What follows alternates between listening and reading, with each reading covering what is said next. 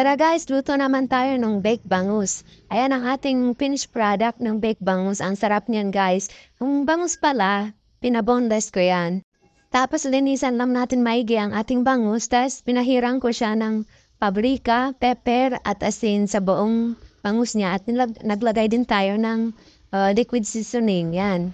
Lalagyan lang natin ng maigi at pahiran lang natin. At pagka ganyan na nga guys, ilalagay na natin yung iba pang ingredients sa ating bangus. Lagay na natin yung sibuyas. Ganyan ang pagkahiwa ko ng sibuyas, dilog lang para magandang tingnan. At yung ating kamatis, dilog lang din. Ayan guys. Ayan. Sarap niyan guys nung naluto na. Sobrang sarap na nataob ang aming kanin. Tapos naglagay din pala tayo ng cheese. Yung maliit na cheese lang nilagay ko dyan. Inubos ko dyan. Yan. Ang sarap nito guys talaga.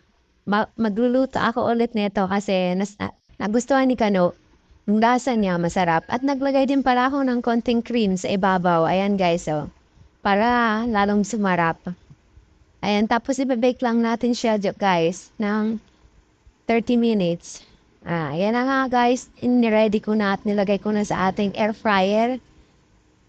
Lulutuin natin siya sa air fryer. At ayan na nga guys, ang finished product ng ating baked bangus.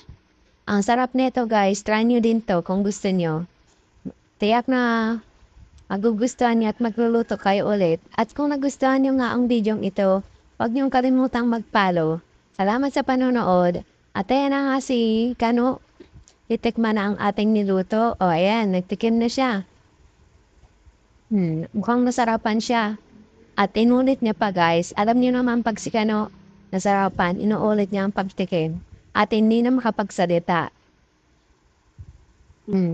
Dalawang beses niyang tinikman guys. Nagustuhan niya at nasarapan siya. Hindi nakapagsalita.